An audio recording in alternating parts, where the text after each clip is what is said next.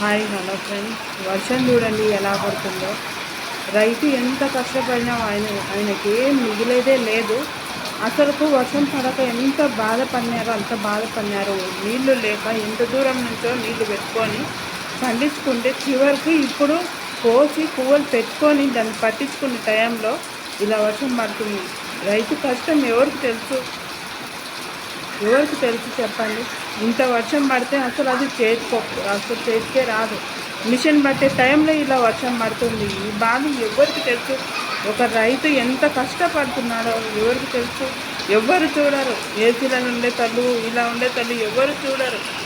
నా తండ్రి ఎంత కష్టపడ్డాడో. నేను నైట్ పగులు నిద్రపోకుండా పొలానికి నీళ్ళు పెట్టాడు. ఇప్పుడు చూస్తే ఇంత దారుణమైన పరిస్థితి.